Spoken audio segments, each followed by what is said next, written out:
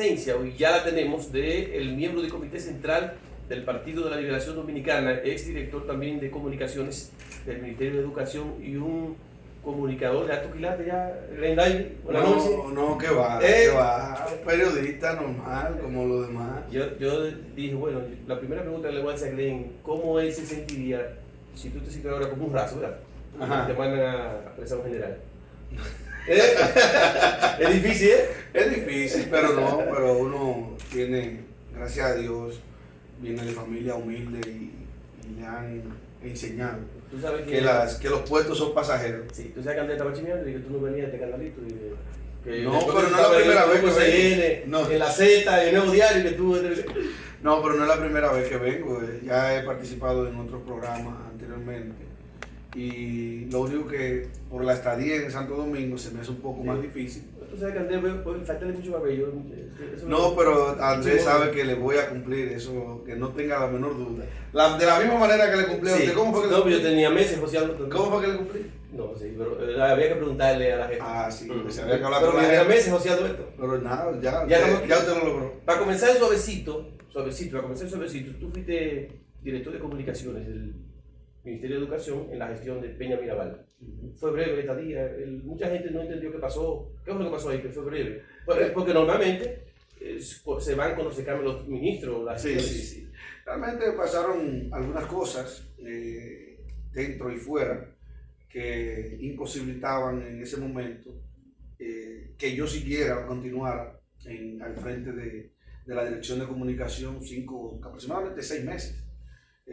Fue una muy buena experiencia, un cargo quizás envidiable para muchos, por la experiencia que se adquiere en él y lo mismo que obtuve. Hay muchos beneficios colaterales que mucha gente no lo entiende, sí. A pesar de lo efímero que fue el ocupar la posición. Posteriormente ya yo, una vez salí de la dirección, fui a ocupar una posición todavía más importante, que fue la de asistente del ministro. Sí. Entonces, ahí culminé el periodo de gestión del compañero Antonio Peña Mirabal, pero se dieron unas cositas ahí internas y externas que yo prefiero guardarlas. Yo voy a especular algo, tú sabes que realmente... ¿Usted va a especular algo? Sí, uno que tiene está metido en medio. La verdad que eso sorprendió, no solo a Villa González, sino al país, porque la verdad es que con todo el conocimiento que tú tienes, pero no es fácil en Santo Domingo, un lagunero ocupar un puesto como ese, es difícil.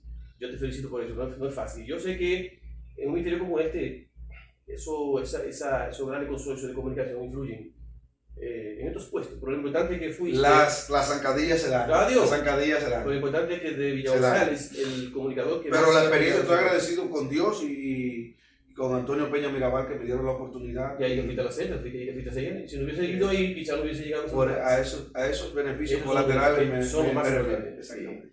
Glenn, realmente yo quiero, después de esta suavidad, yo quiero preguntarte. O sea, usted pretende ser más fuerte. En principio, sí, un poquito. Vamos a ir intensificando. Yo quiero iniciar preguntándote, Glenn, ¿cómo aceptar el PLD? ¿Qué pasó? ¿Se sorprendió el PLD con la derrota del pasado 5 de julio? Sobre todo porque el PLD había vendido la idea de que la ruta era hasta el 2036. ¿Cómo cayeron esos resultados a las 9 de la noche del día 5 de julio dentro del Partido de Liberación Dominicana? Mira, debo primero iniciar corrigiendo. No era hasta el 2036, era hasta el 2044. Más lejos todavía. Sí, exactamente. Bueno, gracias por la observación. por la observación. Sí. Pero en realidad sorprenderme por el significado de la palabra sorpresa, no. Fuimos a un proceso electoral donde los demócratas tenemos que entender que el que ganó, ganó, y el que perdió, perdió. Los procesos electorales son eso, usted va a ganar o a perder. Entonces, inicialmente nosotros estamos en un pueblo que las peleas de gallo son tradicionales. Sí. Aquí tú encuentras muchísimas galleras en algunos lugares. Entonces, el gallero no quiere perder. Incluso cuando sale de su casa, nadie le puede hablar de derrota. Sí. Pero mentalmente, para lo primero que se prepara es para perder. Sí. Entonces, nosotros como buenos representantes de la democracia, tenemos que prepararnos primero para la derrota y luego entonces, cuando llega la victoria, entonces saborear ese néctar de la victoria, que nada, o sea, el PLD perdió y hoy día estamos trabajando para regresar al poder, porque esa es la lucha en la política es esa. Usted lo sabe. Antes esa parte. Y es esa, es la lucha constante por el poder. Hoy ustedes tienen lo que nosotros teníamos y en su momento, entonces, ustedes pelearon para obtenerlo. Ahora nos toca a nosotros pelearlo para volver a obtenerlo. Pero yo quiero insistir. El 5 de julio se perdieron las elecciones. En ese nivel donde tú te desenvuelves, que es además a tu nivel ya, miembro del Comité Central del PLD, además un funcionario en ese tiempo de primer nivel. Se comentaba, se tenía, ustedes por lo menos, yo sé que quizá la base no, pero ustedes de arriba, tenían, porque manejan encuestas, de que había la posibilidad de que podían salir de poder, que se podía perder. Mira, yo entiendo que las encuestas en ese momento no fueron tan certeras, todas.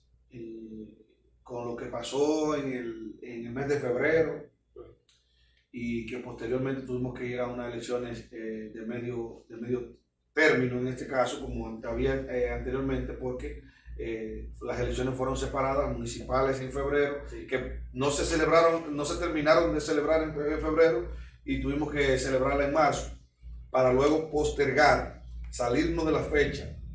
O sea, fue para las elecciones generales, que eran las congresuales y la presidencial. Sí. Entonces, fue un proceso totalmente atropellado, donde cualquier cosa con una población ya muy lacerada de tantos y saturada también de tanto proselitismo político en ese momento gubernamental y de la oposición. Sí. También, entonces, la gente se fue como desacostumbrando, se fue como perdiendo el interés. Y efectivamente, el proceso del mes de febrero, la suspensión, yo entiendo que el Partido de la Liberación Dominicana no supo manejar la crisis que esto generó políticamente en el país. La causa... No fue la causa. No fue la causa 100%. Sí. Fue una de las causas. Yo creo que tú me digas ahora, como siempre decimos nosotros, lo que rebosó la copa. Tú me dices que porque siempre... No, lo que rebosó la copa fue eso. No, pero siempre hay... Tú tienes la tangente, pero tú tienes un asunto principal. Yo creo que tú me digas, según tu criterio y las evaluaciones que yo sé que se han hecho en el PLD, inmediatamente, desde el primer día de haber perdido, se están haciendo evaluaciones, incluso en un congreso. ¿Cuáles fueron ese mea culpa, esa autoevaluación que se hizo el PLD? ¿Qué fue lo que dio ese resultado por lo que se perdieron las elecciones? Mira, tú sabes que el partido atravesó por un momento de crisis interna posterior a las primarias del 6 de octubre del 2019. ¿Sí? Entonces, cuando el partido se divide en ese momento, obviamente, un partido encabezado o liderado por dos líderes políticos en ese momento el presidente de la organización y el presidente de la República. Entonces, cuando el presidente de la organización decide marcharse por entender que no fue un proceso, no participó en un proceso con la transparencia que él requería o que realmente él necesitaba, entonces ahí empezó esa ruptura, fue lo que marcó el inicio de la salida realmente del poder del Partido de la Liberación Dominicana, que de concluirse las elecciones, por eso te acabo de decir que fue la gota que rebosó la copa, sí, de concluirse el proceso de elección municipal el 16 de febrero del año 2020, los resultados hoy fueran otros.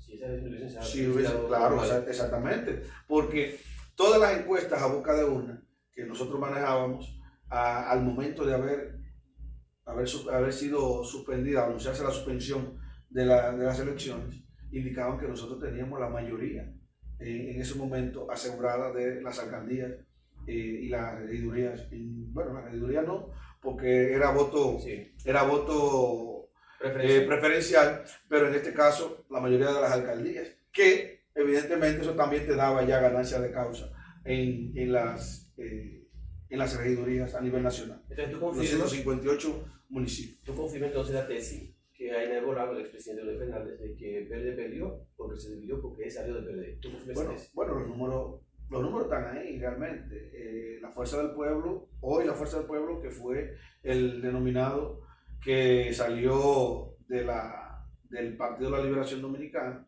obtuvo casi el 5% en las elecciones. Entonces, a eso, si tú se lo sumas al porcentaje que sacó el Partido de la Liberación Dominicana, más otros partidos aliados, entonces la diferencia estuvo realmente ahí, porque el presidente de la República, Luis Abinader, obtuvo una victoria con un 52%. Que cuando tú requieres, en un sistema político democrático, que el método de elección para tú que te da la ganancia de unas elecciones es el 50+1. Sí, pero yo quiero entonces insistir en ese sentido.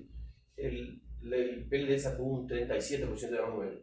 Sí. El pueblo sacó menos de un 5%, casi un 5%. Sí. Eso da un 42%. O sea, no, mira, sí, pero lo que pasa es que no todo el mundo votó directamente por la Fuerza del Pueblo.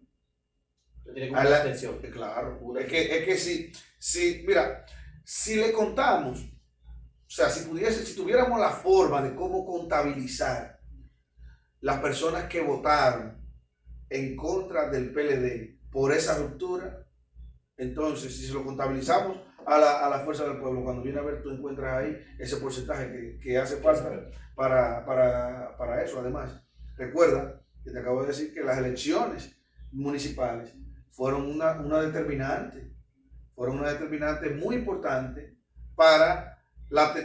que marcó la tendencia de lo que pasaría más adelante en las elecciones presidenciales y congresuales. Pues yo quiero, entonces, muy bien, pero... Y hay otros factores que no quisiera mencionar. Sí, aquí. Yo no vine a atacarlo a usted. No, Glenn David Felipe, no, pero esto es democrático. Este es un canal que es el pueblo, esto no es de PRM. Yo me siento contento del avance que ha tenido mi pueblo, nuestro pueblo, sí. Que Villa González, nosotros tenemos un medio de comunicación como este que ha ido calando espacio y que sobre todo es muy consumido por nuestros municipios. Entonces, Glenn, ¿tú entiendes, Glenn David, personalmente, que fue necesario de que a Leonel Fernández se le maltratara de esa forma? O sea, primero, tú tenías, creo que 6 o 7 candidatos. Uno que apareció de la nada y luego entonces se impuso a la fuerza, o fue impuesto. ¿Tú crees que eso fue necesario o pudo haberse manejado de otra forma? No, pero yo no entiendo que hubo tal maltrato, o sea, o de esa magnitud a la que usted señala. Yo lo que sí entiendo es que él fue a un proceso interno donde todo el mundo tenía derecho de apoyarle a él o a otros candidatos. En este caso, hubieron varios candidatos que llegaron a un acuerdo, se retiraron y pasaron a apoyar a un solo candidato. Evidentemente, mira, o sea, siéndote de la manera más sincera posible, evidentemente, o sea, para ganarle a Leonel Fernández en unas primarias internas del Partido de la Liberación Dominicana, realmente, o sea, varios candidatos no era la manera en cual competir contra Leonel Fernández. Tú tienes a un Leonel Fernández, 3 veces presidente de la República, líder en ese momento del Partido de la Liberación Dominicana, y que si tú lo ponías a competir con Gonzalo Castillo, con Domínguez Brito, con Reinaldo Pared, Dios lo tenga en gloria, y otro compañero, pues, ¿qué va a pasar? Todo el mundo sabe qué iba a pasar. Todo el mundo sabe lo que iba a pasar ahí. O sea, todo el que no fuera a votar por Leonel se iba a o sea, tenía la opción de votar por uno de esos otros candidatos. Entonces, todo, el voto se dividía. Entonces se pusieron de acuerdo porque en ese momento, la competencia era en que volviera el expresidente Leonel Fernández a ser candidato y no fuera él el candidato, o sea, o fuera Gonzalo o uno de los otros, o fuera en este caso Leonel Fernández, pero eso son cosas que pasan en los procesos. Pero en los otros partidos, o sea, eso denotó tanto por ser en el Partido de la Liberación Dominicana, en ese momento, principal fuerza política en todo el territorio nacional.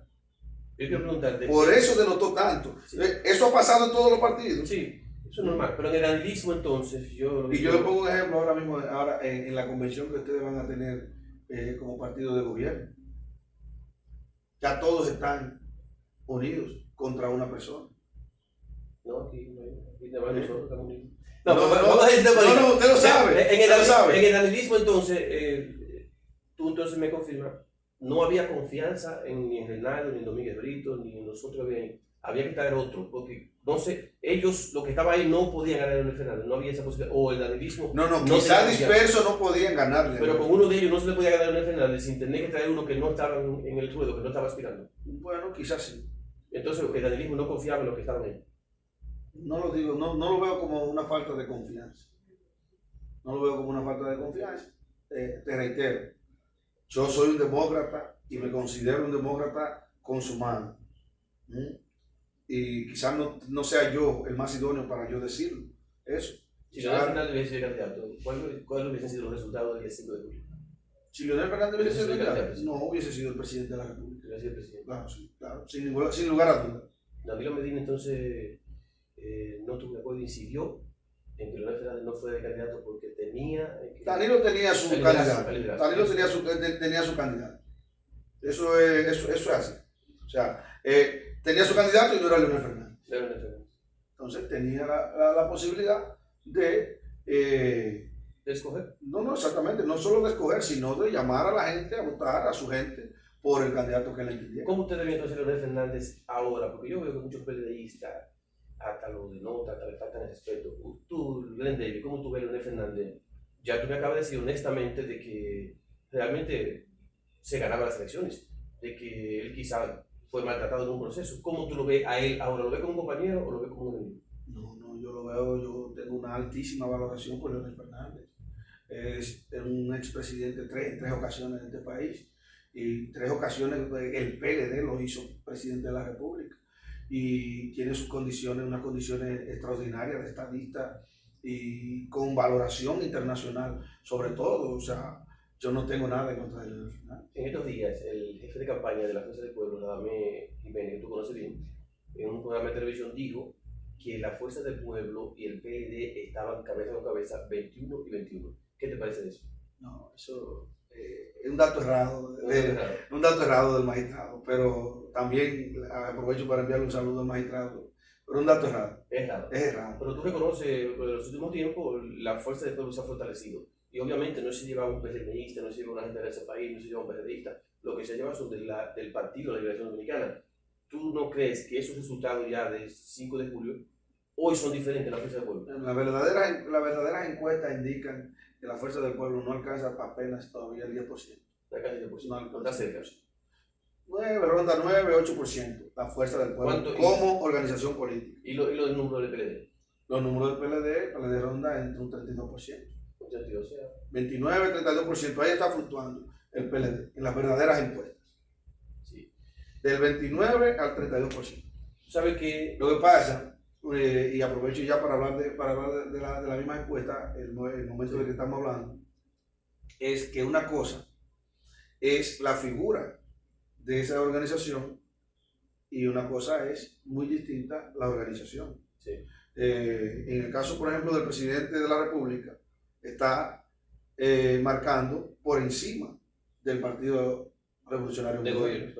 Entonces, en el caso de Leonel Fernández, marca por encima, muy por encima, lo duplica los números que tiene la fuerza del pueblo. Eso no se da en el PLD, no hay un candidato que El PLD todavía no ha elegido un candidato, evidentemente cuando elija un candidato ya tenga una candidatura definida, entonces el PLD inmediatamente, el candidato del PLD será, aparecerá en todas las encuestas en segundo lugar.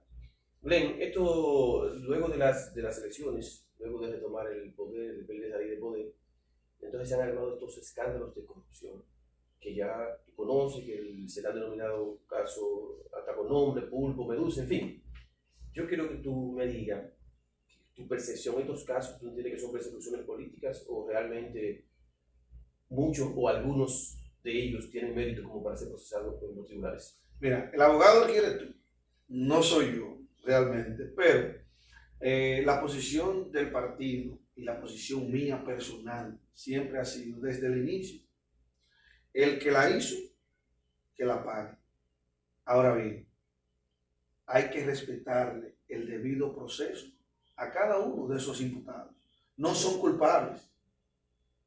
Todavía no son culpables porque la culpabilidad de esos imputados la va a determinar un juez.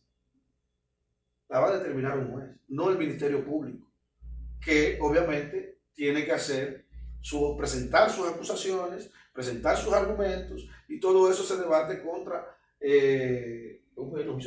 exactamente contra un juez en un juicio de fondo, pero escuchando también los argumentos y las pruebas que dirían lo contrario o en busca de probar lo contrario a lo que plantea el Ministerio Público, que es la defensa de los abogados. Entonces, no hemos visto nada de eso hasta el momento. Vemos cómo se le da una condena previa a cada una de esos imputados. O sea, ahí tú tienes personas que por nada del mundo,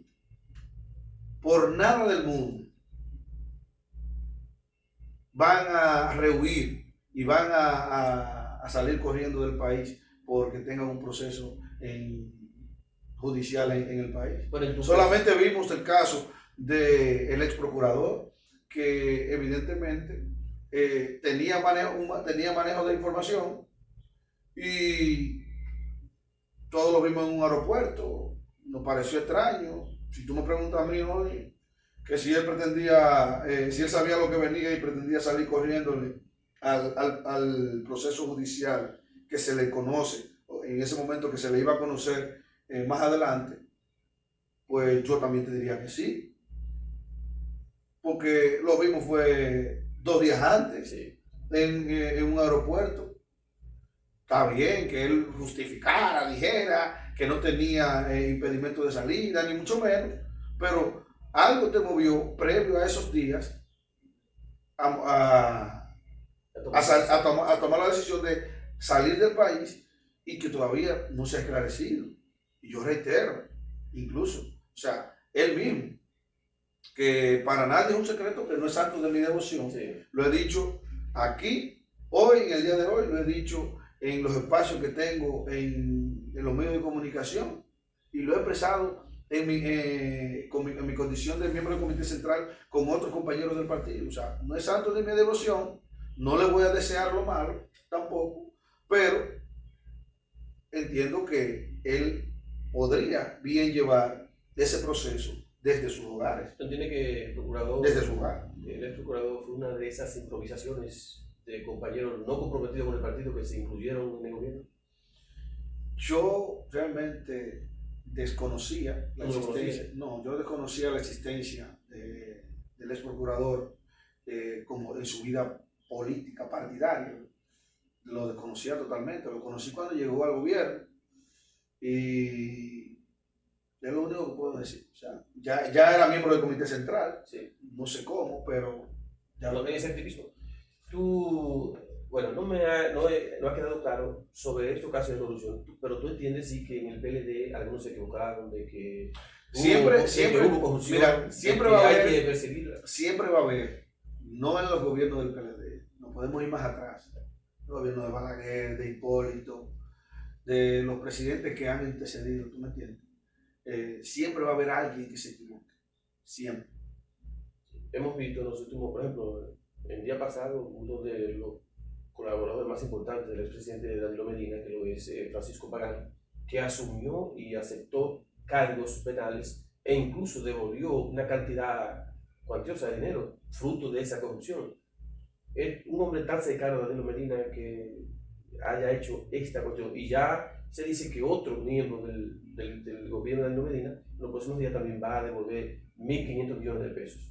Entonces, esto no primero, el último, vamos a esperar que suceda. Pero el que sucedió porque entonces, ese todavía está sobre la base de la especulación, pero en el caso de Francisco Pagán, ya está con el hecho de entrar en una negociación.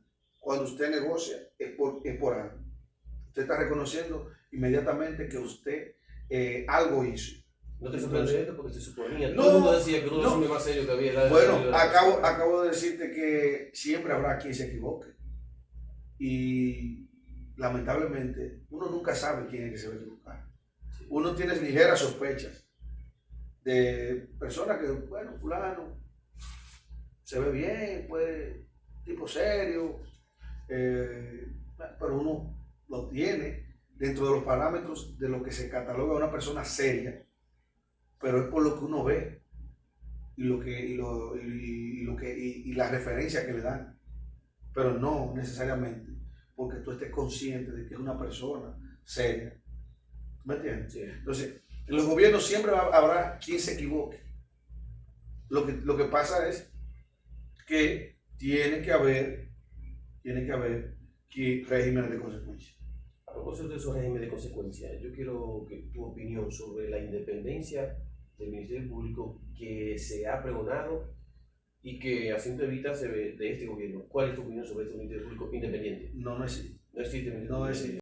El Ministerio Público independiente, siempre que sea un procurador general de la República que lo nombre el presidente de la República.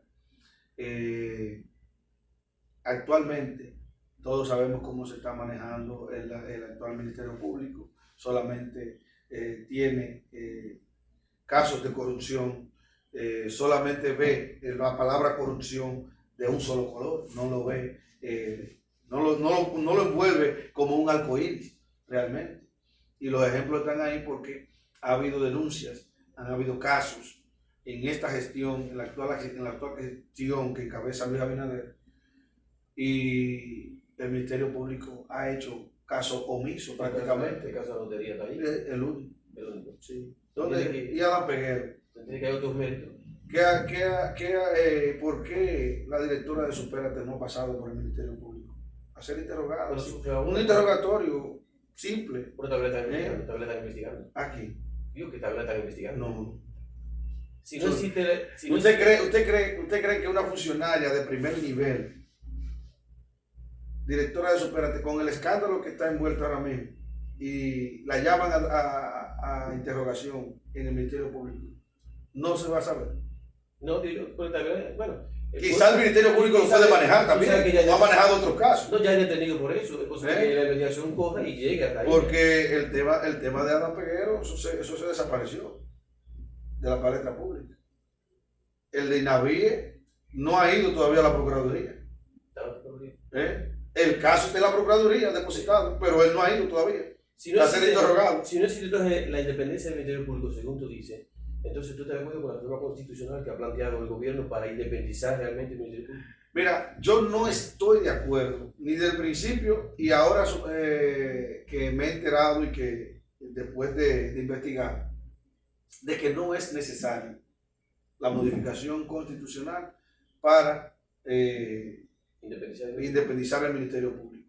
Yo sí puedo estar de acuerdo con esa independencia del Ministerio Público, pero no con una reforma constitucional donde solamente se dice que es para lograr la total independencia del Ministerio Público, pero la misma magistrada Miriam Germán, Procuradora General de la República, ha reconocido que ya de por sí el Ministerio Público es independiente y que no es necesario modificar la Constitución para hacerlo. La propia Procuradora, la Iglesia, en estos días el obispo Masalle, el obispo de Baní, envió una carta al consultor jurídico de la presidencia, Antoliano Peralta, explicándole punto por punto por qué no era necesario una reforma constitucional para independizar el Ministerio Público, para lograr esa total independencia del Ministerio Público. Ahora bien, ¿qué se puede hacer?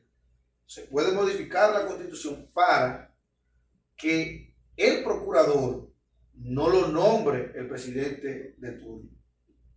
Pero hay una distorsión. Entonces, pero espérate. Porque hay una cosa, y plantea la idea. Ajá.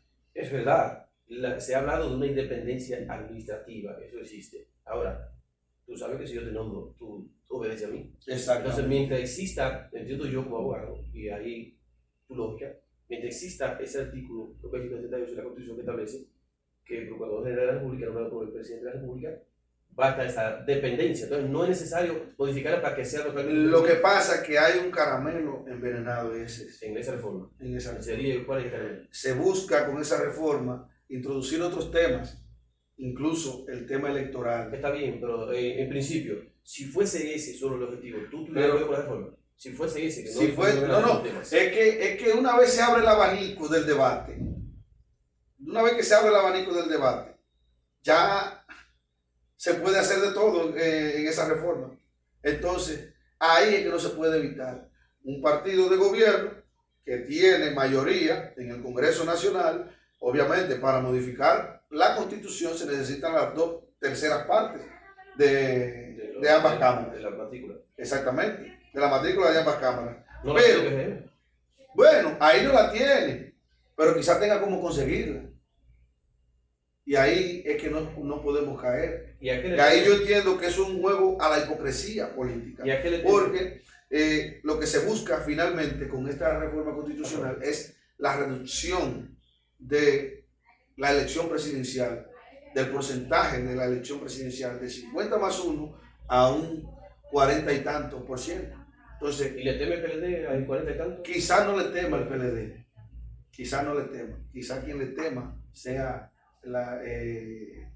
el actual gobierno o las autoridades del actual gobierno o el partido de gobierno a no poder, a que vaya a una elección y no pueda alcanzar el 50+1 pero sería bueno para de la elección. Tú sabes que yo juego dominó y yo cuando comienzo una partida digo, ¿cuáles son las reglas? No importa la que sea para todo igual, no me importa. No sería lo mismo. Porque sería para todo igual. No sería lo mismo. No sería lo mismo. El sistema democrático se vería muy afectado y eso abriría la oportunidad en el país para que en cualquier momento surja un outsider de esos que han surgido en Latinoamérica, que al final lo que van es a hacerle daño a los países, como es el caso de Nayib Bukele en El Salvador.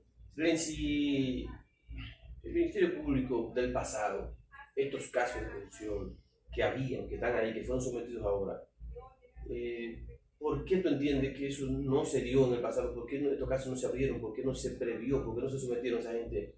Aunque fueran del partido, aunque fueran de compañeros. ¿Por qué dejarlo así? Porque es claro que estos casos, a ese nivel, si son ciertos, tenían que tener conocimiento al más alto nivel del partido y del gobierno.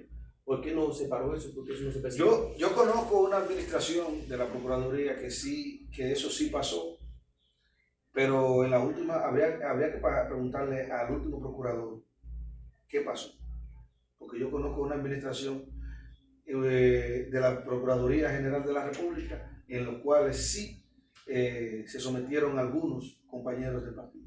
Yo sé que tú quieres hablarme de tu precandidato o de tu candidato. En este caso precandidato. No lo dije por eso, pero realmente así pasó. Sí, y todo el mundo conoce aquí un caso sonoro. Francisco Domingo sometió a Félix Bautista a la justicia.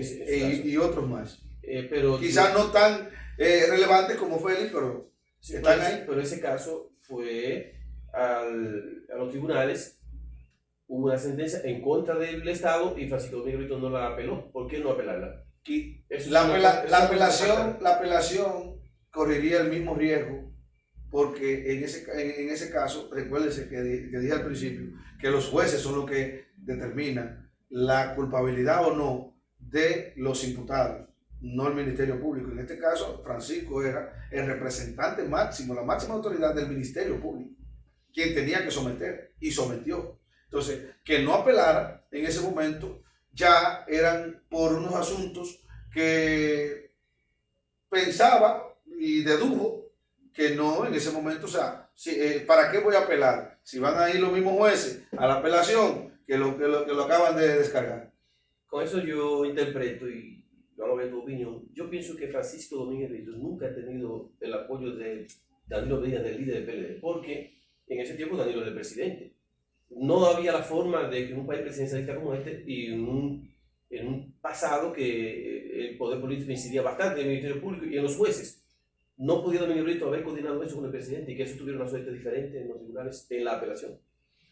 Yo no, o nunca ha tenido el apoyo de Danilo Medina. ¿Cómo mira, yo no creo que ni Danilo Medina, además me atrevo a asegurar que ni Danilo Medina ni Leonel Fernández tuvieran el apoyo total de los líderes en su momento del Partido de la Liberación Dominicana para ellos construir el liderazgo que hoy día tienen.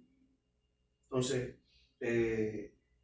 yo desconozco realmente que si Danilo o apoya o no lo apoya, o no ha contado con el respaldo, que si Domínguez Brito ha contado con el respaldo de Danilo o no en su momento, pero la cuestión es que hay una realidad y él ha construido un liderazgo en el Partido de la Liberación Dominicana, labrado por sus propios brazos. ¿No ha sentido Glenn Davis un joven que entró al PLD, supongo, por esa ideología que Juan Bosch le impregnó a ese PLD cuando se construyó? ¿Tú no has bajado la cabeza, no has sentido vergüenza por tu partido? ¿Te sientes totalmente identificado con el PLD? Me siento más que orgulloso del Partido de la Liberación Dominicana y de la obra y el legado del profesor Juan Bosch, que el PLD es uno de ellos. Fue el único líder, ha sido el único líder en este país, fundador de 2 partidos mayoritarios y que ambos han alcanzado el poder. Y la obra que hizo, con la manera en la que construyó el PLD, la idea por la cual lo construyó, esto se aprende en los libros que dejó, porque yo no tuve la oportunidad de conocer al profesor Juan Bosch, apenas tengo 34 años, solamente lo vi en televisión, tuvo los últimos años en vida, pero nunca lo vi físicamente, personal al profesor. Y ese legado de las ideas de Juan Bosch están en sus libros, en sus memorias. Y yo siento un total orgullo del Partido de la Liberación Dominicana, del cual formo parte del Comité Central. ¿Sientes orgullo de Danilo Medina como ex presidente? Sí, claro que sí. Me siento totalmente orgulloso de Danilo Medina y de la obra encabezada durante los 8 años de gobierno, que están ahí, aunque se quieran borrar, pero están ahí. ¿No tiene temor de que con estos sometimientos de personas tan cercanas a él, hermanos, jefes de seguridad, cuñados, mañana tú tengas que decir que no te sientes orgulloso de él porque está involucrado en estos casos? No, es que no tiene temor. Yo estoy plenamente convencido de que Danilo Medina no está involucrado en ningún caso de corrupción. Todo eso obedece a un guión norteamericano. Todo eso obedece a un guión norteamericano. A propósito de Danilo Medina, que inciden y siguen incidiendo desde la llamada de Pompeo. ¿Usted sabe, verdad? ¿Se recuerda? Desde la llamada de Pompeo hasta la visita de una representante de la embajada, una representante de los Estados Unidos, a los presidentes de las cámaras actuales, Eduardo Estrella y Alfredo Pacheco, amenazándole con quitarles la visa si no apoyaban una política de género que ellos tienen, que tiene el presidente Biden. Bueno, mira, nosotros necesitamos como 3 horas para seguir hablando. Yo quiero preguntarte por qué Glenn Davis, por qué Domínguez Brito, candidato presidencial para el 2024. Un hombre de nación, un hombre con formación política, un hombre de valores envidiables. Y si nos ponemos a hablar ahora de Domínguez Brito, de las condiciones que tiene, entonces necesitaríamos, como tú dices, otro programa para describir todas las cualidades y todas las condiciones que posee este hombre para ser presidente de la República en el 2024. Ha ocupado o ha pasado por los 3 poderes del Estado.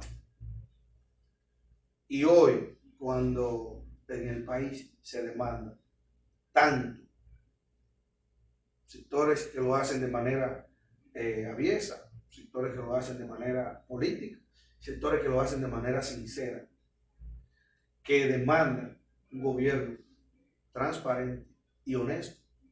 Entonces yo entiendo que tanto la bandera de la honestidad, o sea, la honestidad y la transparencia son la bandera que puede enarbolar Francisco Domínguez Brito. Tú sabes que Danilo Medina aún sigue siendo el líder del PLD. Sí. El que sea, para ser candidato del PLD, tiene que contar con el bautizo de Danilo Medina. Se ha dicho dentro del PLD de que el danilismo está con Margarita Cedeño Fernández. ¿Cuál es el ánimo? ¿Qué es lo que se dice en la base del PLD sobre este asunto? Eso lo pone nuestros opositores políticos a circular. No es cierto. No, eso no es cierto. Danilo Medina Danilo está jugando un rol de árbitro y está totalmente desesperado porque el partido tenga un candidato o una candidata para él salir atrás a respaldar y hacer campaña y encabezar un frente de campaña para llevarlo a las escalinatas del poder. Recientemente te vimos que visitaste al expresidente Danilo Medina.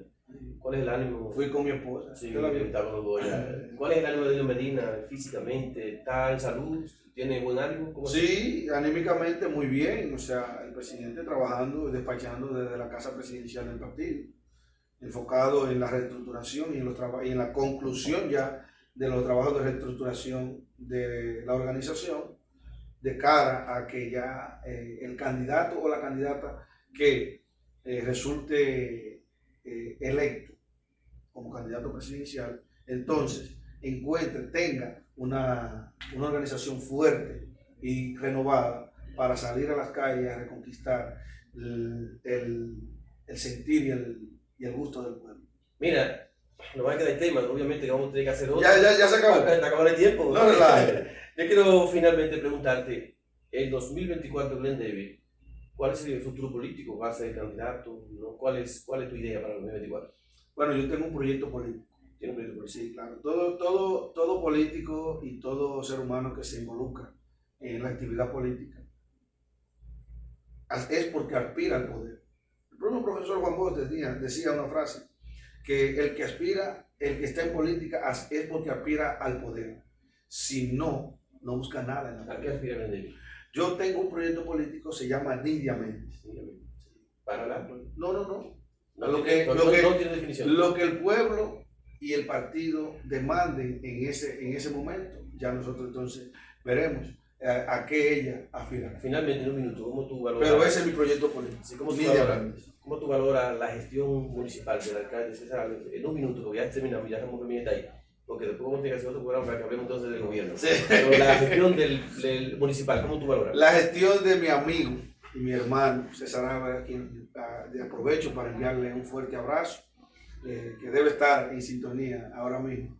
Yo entiendo que ha sido una gestión con aciertos y algunos desaciertos, pero es normal. Pero ha tenido todo el tiempo para que le ha concedido la democracia y el pueblo de Villa González, que ha depositado varias veces su confianza en él, para ir corrigiendo esas cosas que quizás, o estos desaciertos, pero ha encabezado una gestión con muchas luces y vuelvo y repito, con algunas sombras que quizás tenga el tiempo para en estos 2 años corregir. El proyecto político de la licenciada Nídia tiene muchas luces. ¿Derrotará al líder del PLD, Lito Parra, que se presume vuelve a aspirar, ¿no? ¿El líder del PLD? Digo, dicen la gente, dicen un periodista. ¿Pero quién? Lito Parra. ¿Tú te refieres a eso no vamos a dejar para la próxima? ¿Tú te refieres a Alejandro Parra? Es un amigo, bueno, señores, y un buen compañero.